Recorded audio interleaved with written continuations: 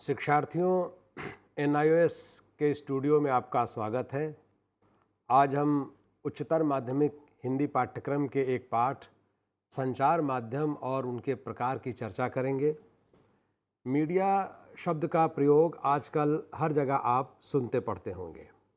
आप जानते हैं मीडिया शब्द का क्या अर्थ है। जब किसी सूचना, विचार, अनुभव आदि को लाखों करोड़ों लोगों तक पहुंचाना होता है तो हम अखबार, रेडियो, टेलीविज़न, इंटरनेट आदि का उपयोग करते हैं। इन्हें संचार माध्यम कहा जाता है। इसे ही मीडिया कहते हैं। आज हम इस पाठ के माध्यम से मीडिया अथवा संचार माध्यम के प्रकार और उनकी उपयोगिता के बारे में चर्चा करेंगे। इस चर्चा को सुनने के बाद आप संचार माध्यम का महत्व, उसके प्रकार, समाचार पत्रों की उपयोगिता और नए समाचार माध्यमों जैसे इंटरनेट, मोबाइल फ़ोन आदि की विशेषताएं जान सकेंगे। शिक्षार्थियों, मानव सभ्यता के विकास के साथ ही मनुष्य किसी न किसी रूप में संचार करते रहा है।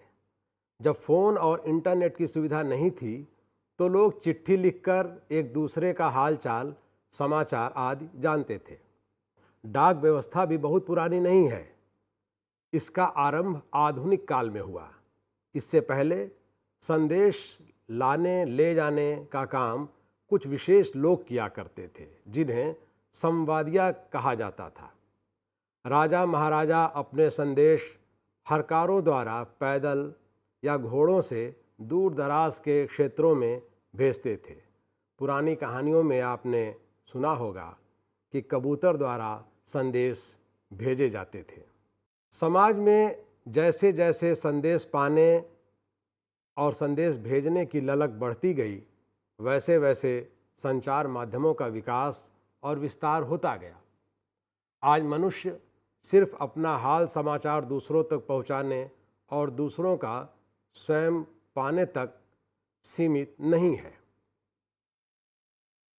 वह देश विदेश के समाचार और तरह तरह की सूचनाएं जानने के लिए भी इच्छुक हो गया है।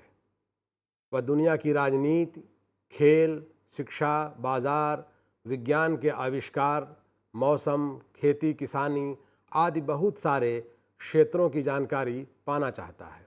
यदि अखबार, टेलीविज़न, रेडियो, इंटरनेट, मोबाइल आदि जैसे संचार माध्यम न हो तो क्या ये सूचनाएं पहुंचाई जा सकती हैं? आइए जानते हैं कि संचार माध्यमों के उद्देश्य क्या हैं। सामान्यतः संचार माध्यमों के 3 प्रमुख उद्देश्य माने जाते हैं: सूचना पहुंचाना, मनोरंजन और शिक्षा। यह माना जाता है कि संचार का मुख्य उद्देश्य सूचना पहुंचाना है, लेकिन मानव स्वभाव सिर्फ सूचनाओं से ही संतुष्ट होने वाला नहीं है। एक सीमा के बाद वह सूचनाओं से ऊबकर मनोरंजन चाहता है। इसी बात को ध्यान में रखकर रेडियो और टेलीविज़न पर मनोरंजन के कार्यक्रम प्रसारित किए जाते हैं, जिसे लाखों करोड़ों लोग देख सुनकर अपना मनोरंजन करते हैं। संचार माध्यम का तीसरा उद्देश्य लोगों को शिक्षित करना भी है। इस उद्देश्य को पूरा करने के लिए भारत सरकार ने अंतरिक्ष में एजुसेट नामक उपग्रह स्थापित किया है। इसका मकसद दूरस्थ शिक्षा में शिक्षार्थियों को लाभ पहुंचाना है।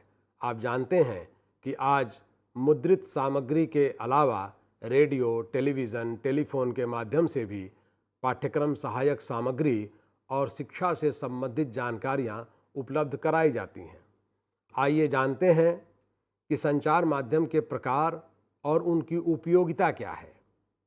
आप अखबार पढ़ते हैं, रेडियो सुनते हैं और टेलीविज़न देखते हैं, लेकिन इनके अलावा भी कई ऐसे माध्यम हैं जिनके द्वारा सूचना भेजी और पाई जाती है। इनमें इंटरनेट सबसे नया और शक्तिशाली माध्यम है। सामान्यतः समाचार माध्यमों को 3 भागों में बांटा जा सकता है: मुद्रित माध्यम, श्रव्य माध्यम और दृश्य श्रव्य माध्यम। शिक्षार्थियों, मुद्रित संचार माध्यम कागज पर छपी हुई सामग्री होती है, जिसे उस भाषा का पढ़ा लिखा कोई व्यक्ति पढ़ सकता है। इसमें मुख्य रूप से अखबार और पत्रिकाएं आती हैं। अखबारों में मुख्य रूप से समाचार प्रकाशित होते हैं। इनमें शिक्षा से लेकर खेती, खेल, बाजार, सिनेमा, स्वास्थ्य, फैशन, ज्योतिष, साहित्य, दुनिया के विभिन्न स्थानों, वहाँ के लोगों और उनके रहन सहन के बारे में जानकारियाँ आदि सब प्रकाशित होती हैं।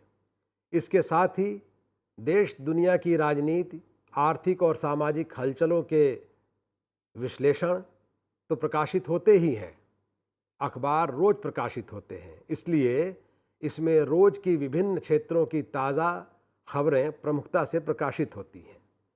दुनिया भर में हर क्षेत्र में हर पल कोई ना कोई घटना घटती रहती है और उनकी जानकारी हर कोई पाना चाहता है। इसलिए हर अखबार अपने अपने तरीके से खबरों के लिए अलग अलग पन्ने निर्धारित करता है। अखबार के पहले पन्ने पर आमतौर पर देश दुनिया की सबसे महत्वपूर्ण खबरें प्रकाशित होती हैं। हर अखबार अपने आकार के मुताबिक अलग अलग क्षेत्र की खबरों के लिए पन्नों की संख्या अलग अलग निर्धारित करता है। किसी अखबार में स्थानीय खबरों के लिए 2 पन्ने होते हैं तो किसी में इससे अधिक। कुछ अखबार राज्यवार खबरें प्रकाशित करते हैं। इसके अलावा सप्ताह के अलग अलग दिन अलग अलग विषयों पर विशेष परिशिष्ट देने का भी प्रचलन है। अखबार में खबरों को क्षेत्रवार प्रकाशित करने और उनके लिए अलग अलग पन्ने निर्धारित करने के पीछे पाठकों की सुविधा का ध्यान रखा जाता है। मान लीजिए आप रोज़ अखबार पढ़ते हैं। ऐसे में अगर आपको पता है कि इस तरह की खबरें जो अखबार आप पढ़ते हैं उसमें किस पन्ने पर प्रकाशित है, तो बजाय पूरा अखबार देखने के आप सीधे उस पृष्ठ पर जाकर वह खबरें पढ़ सकते हैं। आइए जानते हैं कि खबरों की उपयोगिता क्या है, अखबार की उपयोगिता क्या है। शिक्षार्थियों, अखबार लोकतंत्र का चौथा खंभा कहा जाता है। लोकतंत्र के 3 खंभे विधायिका, कार्यपालिका और न्यायपालिका जब सुचारू रूप से कार्य नहीं करते हैं तो अखबार अपनी जिम्मेदारी इन्हें याद दिलाते हैं, इनकी गड़बड़ियों को उजागर करते हैं और लोगों को उनके अधिकारों के प्रति जागरूक बनाते हैं और इस तरह लोकतंत्र की रक्षा करते हैं। आप अक्सर सुनते होंगे कि अखबार में खबरें प्रकाशित होने के बाद कई सामाजिक मुद्दों पर सरकार या न्यायपालिका का ध्यान गया है और उसने तुरंत उस पर कार्रवाई की। इस तरह अखबार लोगों को खबरदार करता है। संविधान में अखबार को आज़ादी दी गई है।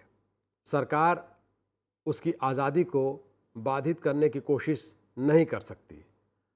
आपने कभी सोचा है कि प्रेस नहीं होता तो क्या सचमुच लोकतंत्र की रक्षा हो पाती?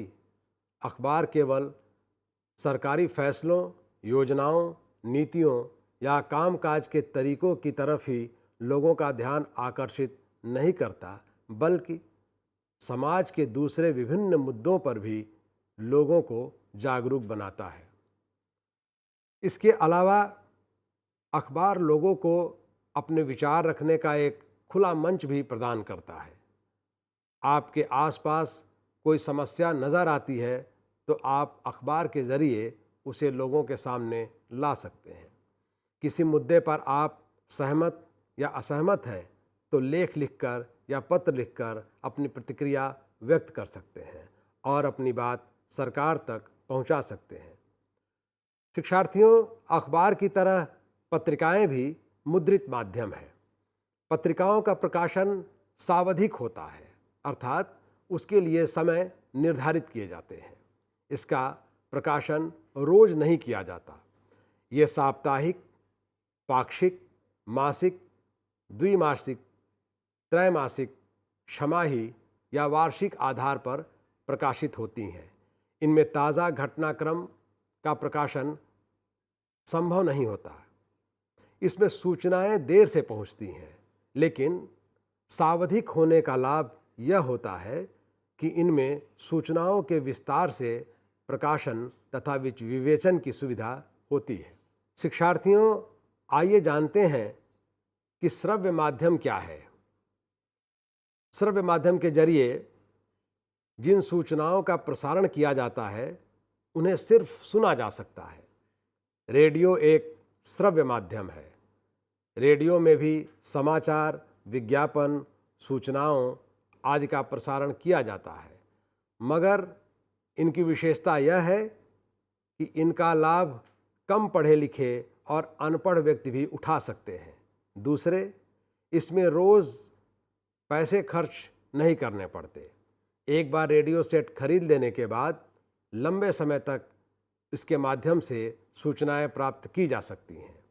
इसे खेत, फैक्ट्री आदि कहीं भी उठाकर ले जाया जा सकता है और कहीं भी सुना जा सकता है। रेडियो पर आजकल FM चैनल, ज्ञानवाणी के जरिए विद्यार्थियों के लिए पाठ्यक्रम पर आधारित कार्यक्रम भी प्रसारित होते हैं। इससे किसी कारण कक्षा में न आ पाने वाले विद्यार्थी लाभ उठा सकते हैं। रेडियो के कार्यक्रम प्रसारण की समय सीमा में बंधे होने के कारण इसमें विस्तार की गुंजाइश नहीं होती है। इसमें विशेष रूप से प्रमुख समाचार ही प्रसारित होते हैं, जबकि अखबार में स्थानीय और अंतर्राष्ट्रीय खबरों के लिए भी काफ़ी स्थान होता है। अखबार में खबर के साथ चित्र भी प्रकाशित किए जा सकते हैं। रेडियो में यह संभव नहीं है। रेडियो पर प्रसारित समाचार छूट जाते हैं तो उसे दोबारा सुनने के लिए अगले प्रसारण का इंतज़ार करना पड़ता है। रेडियो के कार्यक्रमों के लिए समय निर्धारित होते हैं, इसलिए उसी समय पर उसे सुना जा सकता है। रेडियो के अलावा रिकॉर्डर से भी रिकॉर्ड की गई सूचनाओं आदि को जब मर्जी तब सुना जा सकता है। यह माध्यम विद्यार्थियों के लिए बहुत उपयोगी है।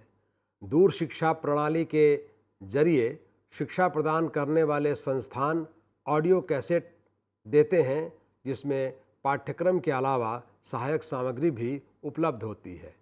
इसका उपयोग राजनीतिक पार्टियां, कंपनियां और कई सरकारी संस्थान सूचना के प्रसारण के लिए करती हैं। शिक्षार्थियों, आइए अब दृश्य श्रव्य माध्यम के बारे में जानें। इस माध्यम से न सिर्फ कार्यक्रम को सुना जा सकता है, बल्कि घटनाओं के चित्र भी देखे जा सकते हैं और इनसे संबंधित प्रमुख सूचनाओं को पढ़ा भी जा सकता है। टेलीविज़न दृश्य श्रव्य माध्यम है। इस पर प्रसारित कार्यक्रम, समाचार, सूचना ज़्यादा रोचक इसलिए लगती हैं कि इनमें श्रव्य के साथ साथ दृश्य भी उपस्थित होते हैं। कई बार जिन बातों को आप पढ़ और सुनकर नहीं समझ पाते हैं, उन्हें देखकर आप आसानी से समझ लेते हैं और वह आपको लंबे समय तक याद भी रह जाती है। टेलीविज़न पर ऐसा ही होता है। इसमें समाचारों को बोलकर तो प्रसारित किया ही जाता है, उससे संबंधित चित्रों को दिखाकर और जहां ज़रूरी है वहां लिखित रूप में भी उसे प्रस्तुत कर अधिक प्रभाव पैदा किया जा सकता है। इस पर प्रसारित होने वाले पाठ्यक्रम विषयक कार्यक्रम भी रोचक और प्रभावशाली रूप में तैयार किए जा सकते हैं। इसमें चित्रों को भी प्रकाशित करने की क्षमता के कारण सूचना और समाचारों की विश्वसनीयता और प्रामाणिकता बढ़ जाती है। सूचनाएं प्राप्त की जा सकती हैं। इसके कारण इसके दर्शक की संख्या दूसरे समाचार माध्यमों की तुलना में आज तेजी से बढ़ रही है। टेलीविज़न के ज्ञान दर्शन चैनल द्वारा पाठ्य सामग्री का प्रसारण भी विद्यार्थियों के लिए काफ़ी महत्वपूर्ण और उपयोगी है। इस पर प्रसारित होने वाले कार्यक्रमों का समय निर्धारित होता है, इसलिए अगर उस समय उसे देखने से चूक जाए कोई तो उसका लाभ नहीं उठा सकता। शिक्षार्थियों, नए संचार माध्यम के रूप में मोबाइल फ़ोन और इंटरनेट बहुत उपयोगी और महत्वपूर्ण है।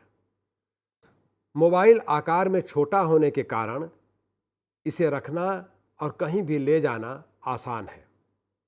इसका उपयोग दुनिया के किसी कोने से किसी कोने तक बातचीत करने, संदेश भेजने, गाना सुनने, फ़ोटो खींचने, दृश्य रिकॉर्ड करने, आवाज़ रिकॉर्ड करने, फिल्म देखने, इंटरनेट से सूचनाएं प्राप्त करने, किसी तरह की श्रव्य और दृश्य श्रव्य सामग्री दूसरे जगह भेजने, समाचार पढ़ने सुनने, छोटी फिल्म बनाने आदि तमाम कामों के लिए किया जा सकता है।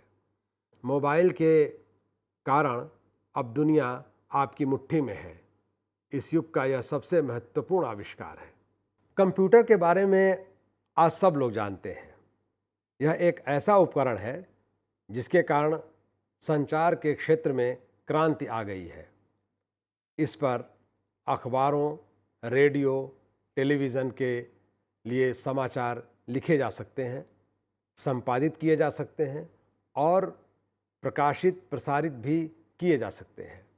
इसके ज़रिए अब अखबार बहुत कम समय में तैयार किए जा सकते हैं।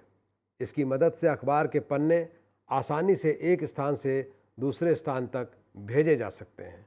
कंप्यूटर की मदद से अब रंगीन अखबार का प्रकाशन भी काफ़ी आसान और सस्ता हो गया है। इसकी मदद से दुनिया के किसी कोने में बैठा संवाददाता समाचारों का संकलन, संपादन कर अखबार के मुख्य कार्यालय या टेलीविज़न के प्रसारण केंद्रों पर इंटरनेट के जरिए भेज सकता है। पहले ये संभव नहीं था। फिल्म निर्माण में भी कंप्यूटर के आने से बहुत आसानी हो गई है, खासकर उसके संपादन में। शिक्षार्थियों, आइए अब इंटरनेट के बारे में जानते हैं। इंटरनेट का अर्थ है कंप्यूटर का जाल। यह जाल स्थानीय स्तरों पर भी तैयार किया जा सकता है और राष्ट्रीय अंतर्राष्ट्रीय स्तर पर भी। जब कई कंप्यूटरों को सर्वर से जोड़ दिया जाता है तो वे एक जैसे वातावरण में काम करने लगते हैं। इसी तरह जब इन्हें उपग्रह से जोड़ दिया जाता है तो दुनिया भर में कंप्यूटरों का एक जाल तैयार हो जाता है। इंटरनेट सर्वर से जुड़े कंप्यूटरों से कई मायने में भिन्न होता है। इंटरनेट में कार्यक्रम तैयार कर लिखित या चित्र रूप में टेलीविज़न की तरह प्रसारित किए जा सकते हैं। इंटरनेट पर साइट लॉग ऑन कर मनचाही सूचनाएं इकट्ठी कर सकते हैं। यह एक प्रकार की समृद्ध लाइब्रेरी है। यह मुद्रित और दृश्य श्रव्य माध्यमों का मिला जुला रूप है। यह न केवल जानकारियां इकट्ठी करने का साधन है, बल्कि इससे संदेश आदि भी पलक झपकते एक देश से दूसरे देश को भेजे जा सकते हैं। इसके जरिए बात की जा सकती है, चित्र प्राप्त किए जा सकते हैं, अनुसंधान किए जा सकते हैं और दुनिया भर में उसका प्रसार किया जा सकता है। अब इसके जरिए घर बैठे खरीदारी भी की जा सकती है, नए नए मित्र बन सकते हैं। इस तरह यह त्वरित और बहुउपयोगी संचार माध्यम के रूप में विकसित हुआ है। आपके राष्ट्रीय मुक्त विद्यालय संस्थान की भी एक साइट है जिसका पता आपकी पाठ्यपुस्तक के पीछे दिया गया है। आप इसका उपयोग कर बहुत सी जानकारी प्राप्त कर सकते हैं। इंटरनेट के उपयोग में एक सुविधा यह होती है कि रेडियो, टेलीविज़न और पत्र पत्रिकाओं की तरह इसके उपयोग के लिए निश्चित समय सीमा का ध्यान रखना ज़रूरी नहीं होता है। इसे जब मर्जी खोलकर उपयोग किया जा सकता है। बेशक यह दूसरे समाचार माध्यमों से थोड़ा महंगा होता है और इसके उपयोग के लिए कंप्यूटर या फ़ोन और इंटरनेट कनेक्शन की ज़रूरत होती है। तो शिक्षार्थियों, आपने संचार माध्यम और उसके प्रकार के बारे में अभी चर्चा सुनी, ध्यान से आप इसे पुनः सुन सकते हैं। आपका बहुत बहुत धन्यवाद।